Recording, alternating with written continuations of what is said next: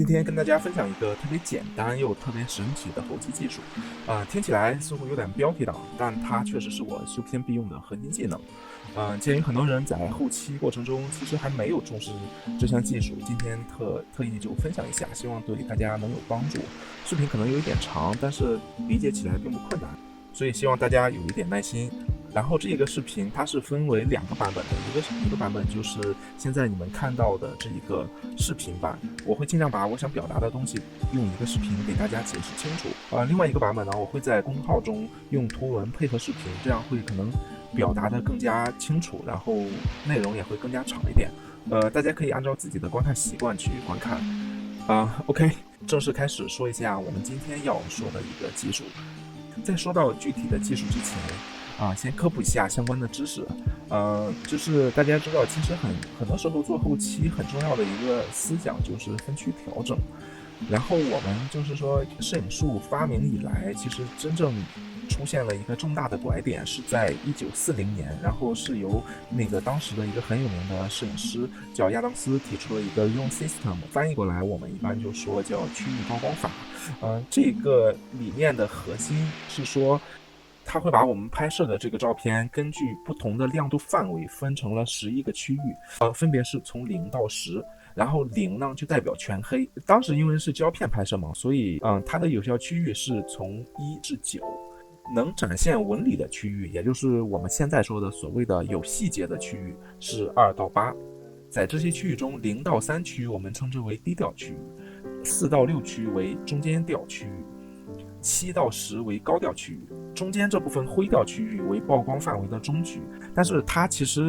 是一个很复杂的这个理论，在我们的视频中我们不去细究那么细致。好了，刚才说了那么多，不知道大家有没有晕掉？然后其实我们真正的操作并没有那么复杂，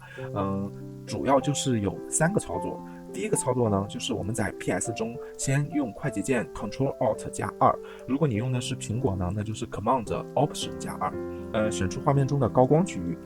然后第二个操作呢，就是说我们用 Ctrl+Shift+I， 或者说Command+Shift+I， 也就是说把高光排除以外的区域，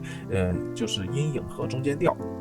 然后我们选出了这个区域之后呢，就是第三个操作就是建立调整蒙版。然后是在 PS 里边，它有一个专门的调整选区，然后一会儿我会演示一下。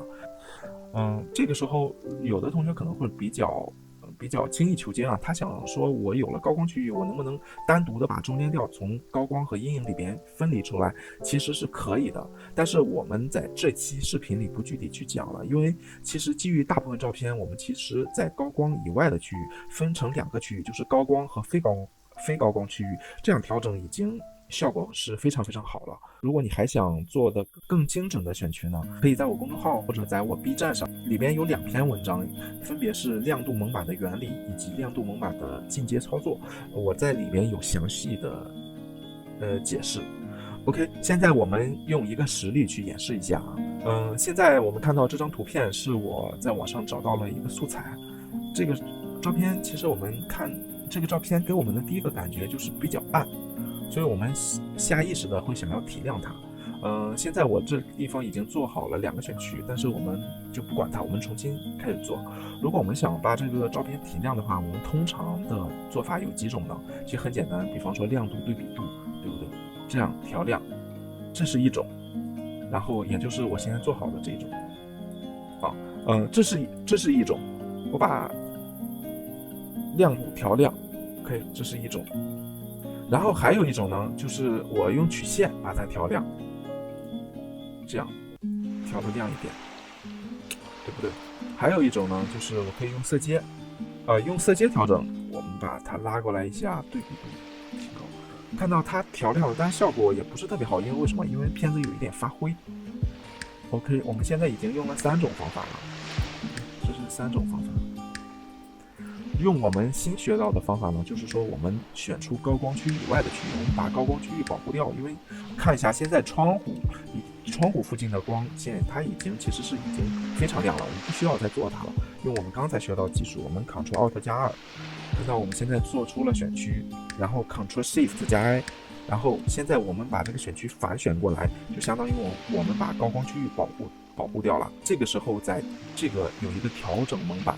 有个调整图层里面可以新建曲线蒙版。